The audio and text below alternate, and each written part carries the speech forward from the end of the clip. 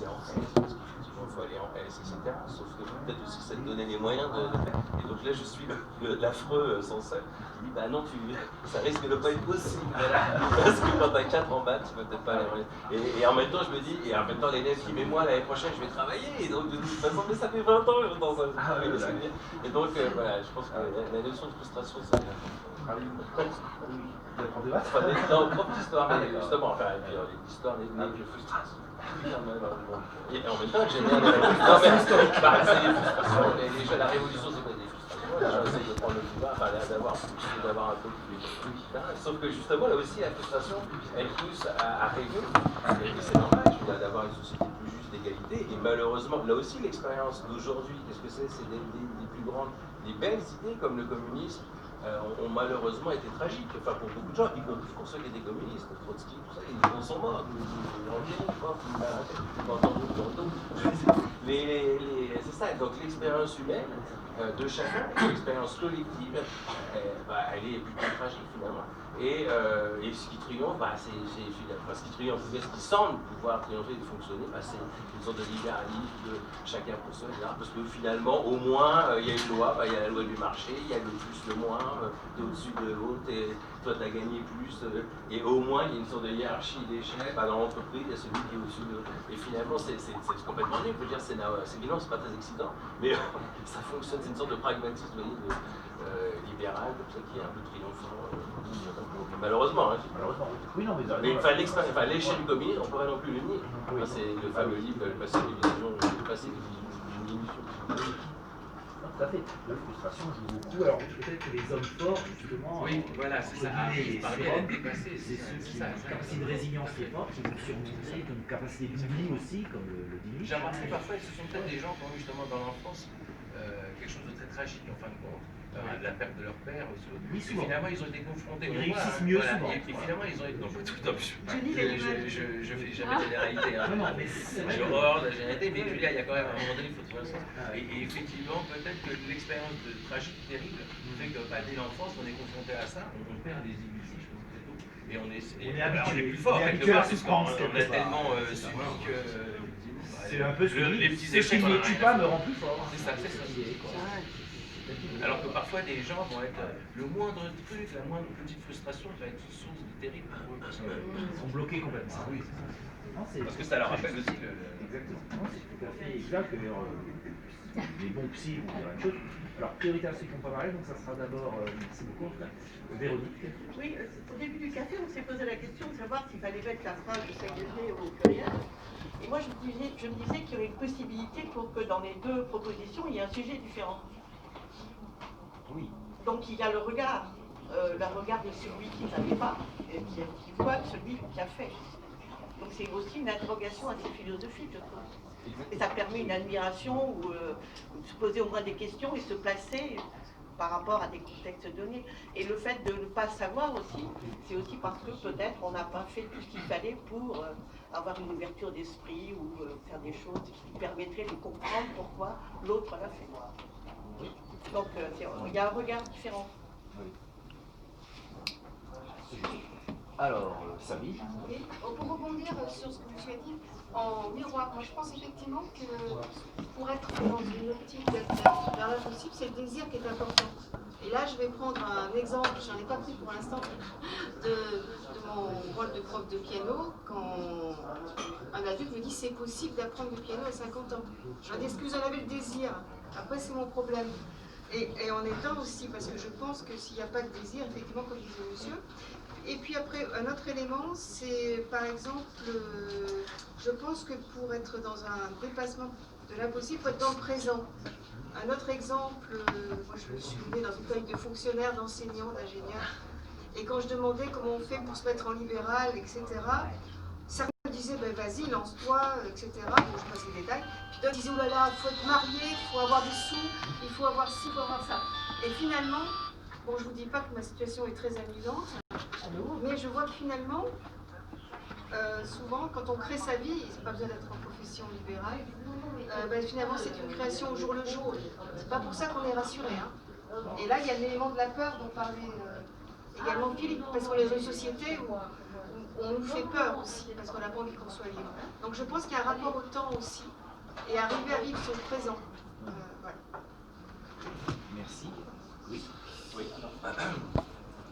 Moi, ce qui m'intéressait, c'était l'idée d'être aventurier finalement. Et il y a quelques années, j'avais lu un bouquin de Bertrand Piccard, qui est donc a fait un tour du monde en montgolfière. Le Suisse, un Suisse, ouais. Et il a aussi fait le tour du monde avec un avion à énergie solaire. Voilà. Alors que personne dans l'aéronautique ne voulait construire cet avion, ben lui il a décidé qu'il l'a fait et il l'a fait. Donc beaucoup pensaient que c'était impossible et lui il a prouvé que c'était possible. Donc lui, je pense que ce n'est pas une question de chance, parce que c'est aussi une question de travail, de compétences. Mais alors, ce qui m'intéressait chez Bertrand Piccard, moi ce qui m'avait intéressé quand j'avais lu son livre, c'est qu'il est à la fois scientifique, et en même temps il est psychologue, il fait beaucoup d'hypnose, et en fait il faisait un parallèle entre les deux, parce que beaucoup de choses qu'il enseigne aussi à ses patients en tant que psychologue, il l'a aussi appris à partir de son expérience d'aventurier et de scientifique. Et ce sur quoi il insistait, c'est en général on a peur de l'inconnu. Et il insistait sur le fait que son expérience scientifique en tant qu'aventurier, lui a appris à acquérir la liberté de s'affranchir de cette peur. Pas totalement, mais en tout cas apprendre à gérer le risque, à apprendre à gérer la peur. Et il disait pour lui, apprendre à gérer la peur de l'inconnu, c'est un élément fondamental justement pour acquérir la capacité, d'abord pour la santé mentale, et aussi pour la possibilité de pouvoir évoluer dans la vie. Et voilà. Et donc je pense que pour réaliser l'impossible, il faut apprendre à progressivement à gérer l'inconnu, à accepter l'inconnu. Et au bout du compte, ce qu'il disait lui, c'est qu'au bout du compte, on arrive à envisager, à trouver des solutions qu'on n'aurait jamais cru possibles en fait. Voilà. Et donc, voilà, je trouvais ça intéressant dans la pensée de Bertrand. C'est un très bon exemple qui illustre bien notre sujet en plus. Monsieur ? Oui, un peu pour répondre à ce que tu viens de dire, et puis par rapport à Philippe sur la force. Alors moi, j'ai lu la phrase en m'arrêtant sur le « alors ». Alors, on parlait du alors. Voilà. Et alors, bon, ça veut dire en conséquence. Quelque part de l'intention, de la raison, et en conséquence, il y a quelque chose. Et je me suis dit, mais c'est le fruit un peu de mes lectures ces derniers mois, j'ai lu entre autres un ouvrage qui relatait un colloque qui s'appelait « Archéologie des migrations ». Et dans les premiers chapitres, il y a une intervention de Pascal Pic, qui est prof au Collège de France, qui rappelle que dans tous les primates sont inféodés à leur milieu, qui est un milieu arboricole, qui est un milieu tropical, qui est un milieu humide. Et il y en a un qui n'a pas été inféodé, c'est le genre Homo, qui lui est parti peupler l'ensemble de la planète. Donc, quelque part, le « alors », on voit bien qu'il répond à une certaine force, mais une force qui va plus loin simplement qu'un animal qui défend son territoire et où la mère ou le père, peu importe qui élève les animaux, les chasse à un moment donné pour qu'ils aillent s'établir. Donc il y a une espèce de volonté chez l'homme d'aller plus loin. Quand on regarde au niveau anthropologique, un auteur comme Marshall Salins,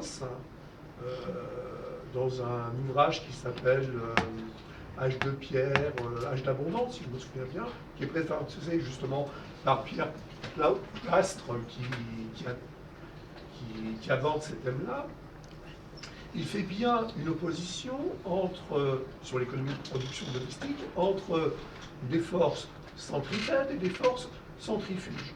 À savoir que naturellement, l'homme, dans son milieu, construit une identité et se force et est obligé à aller à l'extérieur pour établir des ponts, pour aller chercher ce qui lui manque. Donc là, encore une fois, on voit bien que la raison n'est pas présente, mais il y a une force vraiment une force intérieure qui pousse le genre humain à se transcender à l'être humain. J'arrêterai là sans aller plus loin. Maintenant, je n'étais pas tout à fait d'accord avec toi sur le taoïsme. Oui. Moi, je reviens sur la figure du saint Oui. qui est capable de faire des trucs incroyables en utilisant la spontanéité. Hein, bon. Et puis, tu as parlé de Mishima. Je rappelle qu'il y a un autre auteur qui s'appelle Sozo Numa, qui a écrit Yapu Beta Yuma, qui est une autre force de catharsis, etc., de la défaite japonaise, et qui le voit complètement différent, et justement avec un esprit complet de dépassement sur un truc un peu sadomaso, un peu science-fiction, etc. Oui, non, juste une chose, c'est très connu, hein, mais voilà, il y a plein de... Non, c'est intéressant, oui, je suis tout à fait d'accord sur cette idée que c'est ce que je disais à travers Saint-Exupéry avec Demain, ce que j'étais, aucune bête aurait pu le faire. Il y a quand même la différence entre l'homme et l'animal, il y a plein de critères. Mais pour moi, c'est cette capacité de se dépasser. Quoi. Comme tu l'as dit. Qui là ne serait pas de la raison, mais serait vraiment. Ah oui, quelque chose de quasiment irrationnel. Voilà. Ou irrationnel. Voilà. Ce qui ne veut pas dire qu'il n'y ait pas de la raison ailleurs. Hein. Oui, bien sûr. En tout cas, c'est peut-être pas irrationnel, mais c'est au moins transrationnel. C'est transrationnel. Bien d'accord. Personne avant d'arriver au mot de la fin. Moi, je voudrais. Priorité d'abord à ceux qui n'ont encore rien dit, parce qu'on est quand même assez nombreux ce soir. Ceux qui n'ont rien dit veulent parler, vous êtes prioritaires. Ensuite, on peut revenir à des personnes qui ont déjà dit quelque chose, qui veulent redire quelque chose, évidemment. Parfois, des personnes qui préfèrent s'enrichir, écouter. Je précise qu'on en est nombreux. Ah, monsieur, ça tombe bien. Voilà, allez-y. Tout à l'heure, on parlait c'était très juste d'ailleurs. Largement, c'était l'illusion d'avoir fait. Et je me demande si la principale illusion, c'est pas plutôt l'impossibilité qui serait une illusion elle-même. Parce que vous parliez des bouddhistes. Pour les bouddhistes, on est dans le monde des illusions. Et y compris la mort est une illusion, puisque en fait, ça continue après, etc. Et donc, est-ce que la possibilité, c'est pas une illusion? Et la phrase, c'est impossible, etc., est-ce que c'est pas plutôt il n'avait pas l'illusion que c'était impossible. Donc il n'avait pas l'illusion que c'était impossible, donc ça devenait possible, etc. Voilà, c'est ça. Vous renversez l'argument, justement. Je ne renverse pas, non, je suis assez d'accord. C'est complémentaire. C'est complémentaire. Il y a un aspect qui est une illusion, et l'autre aspect, ça serait l'impossibilité qui elle-même serait une illusion. Et qu'on pourrait donc transcender, comme la mort, ou comme qui serait aussi une impossibilité, et qui ne l'est pas pour certains, que ce soit les chrétiens avec la vie éternelle, ou les bouddhistes avec l'éternelle continuation, l'éternel recommencement. Donc est-ce que le fait est-ce que les gens qui justement arrivent à dépasser le possible, c'est pas ceux qui arrivent à dépasser l'illusion que c'est impossible. C'est pas le terme impossible de lui-même, mais c'est l'illusion.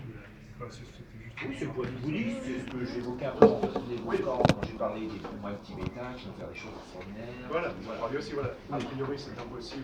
Comme vous disiez, de d'être dans le corps moins 40. Ils n'ont pas la limite du mental. Grâce à la méditation, ils dépassent les limites du mental, quoi.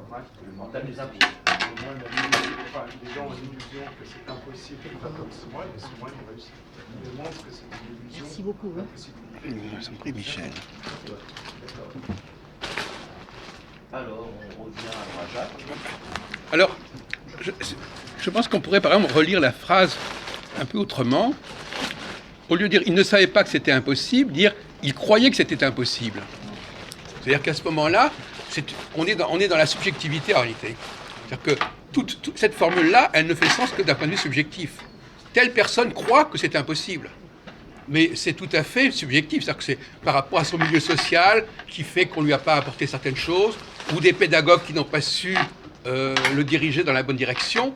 Il y a tout un ensemble de facteurs complètement conjoncturels qui font que la personne s'est imaginé que c'était impossible. Mais c'est totalement subjectif. C'est-à-dire qu'en réalité, c'est une croyance. Elle s'est construite cette croyance, par exemple, je sais pas moi, par exemple, tel pianiste, par exemple, qui s'imagine qu'il est impossible de composer, par exemple. Hein, ou telle personne qui s'imagine que le fait de faire une pièce ou d'écrire est impossible. C'est-à-dire que c'est tout ça. Par exemple, on sait très bien, par exemple, que, par exemple, on sait pourquoi est-ce que certains domaines il y a très peu de personnes de milieux défavorisés qui s'y lancent. Parce qu'il s'est construit quelque chose de l'ordre de l'impossible, alors que quelqu'un qui viendrait d'un autre milieu, ce qui était impossible pour le milieu X est considéré comme tout à fait possible pour le milieu Y. Donc finalement, les facteurs sociologiques vont peser considérablement sur l'image que la personne se fait de ce qui est impossible. Quelqu'un qui vient d'un milieu immigré ou défavorisé, etc., il a une certaine image de l'impossible qui n'a rien à voir avec avec les représentations donc finalement, on pourrait presque dire que dans une société, plus les gens vivent dans un milieu défavorisé, et plus la question de l'impossible devient prégnante. Vous voyez ce que je veux dire ? Qu'en fin de compte, plus je suis en dehors de la société et du système, plus je me construis des représentations de l'impossible, alors que lorsque je suis dans le système, quand je suis dans un milieu qui comprend le système, qui est dans le système, ça n'est pas du tout considéré comme impossible. Donc l'exclusion sociale génère une illusion d'impossibilité. Oui, tout à fait. Qui arrange bien les pouvoirs, d'ailleurs, dans beaucoup de domaines. Oui. On n'entend rien, là. Un peu à ce que Ça disait revient monsieur. à l'idée effectivement de Oui, ça se rejoint. ce sont des échecs et de l'exclusion, un échec social. Donc forcément, c'est effectivement, bien sûr que les gens qui sont dans l'exclusion et dans les génèrent beaucoup d'impossibilités. Voilà. Oui, ça. Mais bon, on fait aussi. C'est un peu la thèse de Bourdieu, finalement. Voilà, c'est ce que j'allais dire. Oui, c'est bien ça. Oui, bien sûr. Oui, c'est ça. Oui.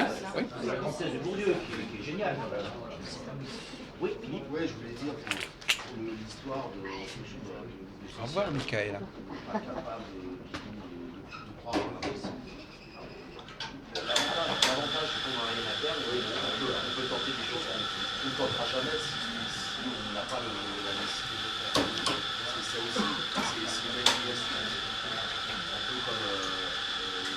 Donc, c'est aussi une chance pour certains. Par exemple, les joueurs de foot, par exemple, ils ont la seule chance d'être un jour millionnaire ou milliardaire. Sinon, ils n'auraient pas joué au foot, certainement, parce qu'ils n'auraient pas eu du temps à perdre. On aurait dit, au départ, ils vont faire des études, ils ne seraient pas entraînés pendant 5 heures par jour à Coupano, ou 6 heures. Donc voilà, ils ne seraient pas dépensés parce que c'est leur seule chance de s'en sortir. Et donc, pour moi, la notion d'impossibilité, c'est pas lié à un contexte social. Après, c'est une question de volonté, c'est une question de talent, une question de chance peut-être aussi d'être repéré. Voilà, c'est surtout ça. Moi, je pense qu'à l'heure actuelle, c'est aussi connu. Il y a des grands écrivains qui existent, des grands poètes et tout ça. Ils sont connus dans l'ombre, en fait, parce qu'ils ne passent pas à la télé, parce qu'ils ne connaissent pas, ils n'ont pas de réseau, ils ont du mal à sortir, parce que des chanteurs, voilà. Ouais. Voilà, en plus, ouais, c'est ce que je disais. Voilà, c'est ça. C'est un miroir, mais je veux dire, il y a une réalité, c'est que dans les favelas, il y a que les footballeurs. Voilà, c'est ça. C'est la seule image qu'ils ont de gens qui sont. Les grands joueurs brésiliens. Les grands joueurs brésiliens, en général, en milieu défavorisé, souvent. Ah oui, encore, c'est de moins en moins vrai. Oui, mais c'est de moins en moins vrai. C'était vrai à certaines époques. Voilà, c'est ça. C'est de moins en moins vrai, malheureusement. Il me semble. Ouais. Alors, madame et madame, voilà, on approche des mots de la fin. Ce sera uniquement pour ceux qui n'ont rien dit, qu'on est nombreux. Parce qu'on a encore un poème et on a encore un sujet à voter. Voilà. On ne va pas être trop tard. Alors, madame, d'abord. Aussi pour l'usage de la notion d'impossible, c'est peut-être souvent que les personnes peuvent définir quelque chose comme impossible pour pouvoir mieux accepter un échec. C'est-à-dire par exemple des gens qui écrivent un livre, qui commencent et qui finissent, et que les livres ne soient pas publiés ou publiés qui ne rencontrent pas une grande réussite. Ils disent de toute manière c'est impossible, je le savais. Voilà. Donc cet aspect-là quand même, psychologique, je sais pas, voilà. Prévoir une échec. Ah oui. Anticiper. Anticiper l'échec. Voilà. Oui, c'est important aussi. C'était un sujet d'ailleurs de Café Philo, j'avais écrit la phrase, c'était de moi d'ailleurs, il vaut mieux un échec sublime qu'une réussite minable. Ah oui, c'est ça. Ah oui. Je pensais à Kierkegaard, justement. Il n'avait rien vendu de son vivant, comme Nietzsche d'ailleurs, de Mère posthume, ils ont un succès fou, quoi. Leurs livres se sont vendus, surtout Nietzsche d'ailleurs. Ça c'est le grand paradoxe du génie parfois qui est incompris de Van Gogh par exemple. Van Gogh aussi, voilà, exactement. Il est mort dans la solitude, dans la pauvreté absolue. Et puis ces tableaux ont battu tous les records, on est les fameux iris. D'autres qui ont fait mieux depuis, mais voilà.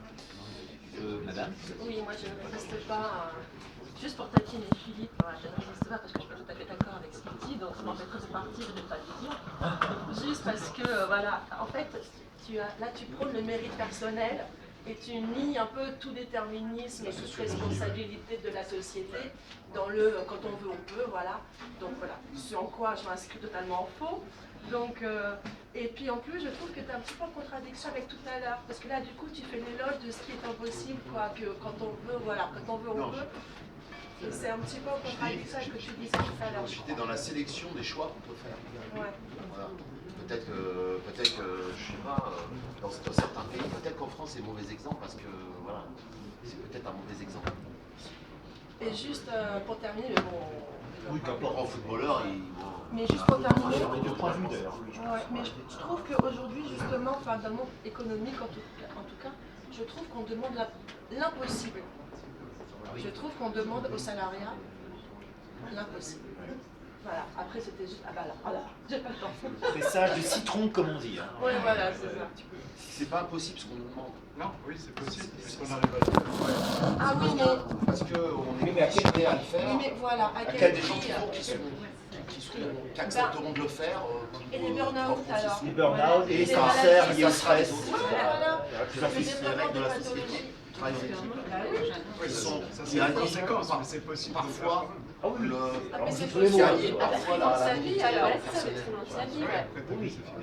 Ah oui, c'est possible. Non, c'est pour ça qu'il faut dire à quel prix, c'est toujours possible, mais à quel prix. Voilà. Voilà. Alors, comme on s'approche, il est bientôt 8h, il doit quand même encore. On a plusieurs choses à faire. Les mots de la fin, c'est uniquement ceux qui n'ont rien dit, qui s'y veulent, hein, c'est pas du tout obligé, c'est pour clore, pour qu'il n'y ait pas de frustration. Vous savez quoi le mot de la fin? Il n'est pas parlé. Si, le mot de la fin, on doit parler. Voilà, c'est une possibilité que vous y donnez. On termine par le poème. On a un poète parmi nous qui écrit beaucoup, donc en général ces poèmes sont assez copieux, il faut un peu de temps pour ça. Voilà, mais en général ils sont très bien, très inspirés.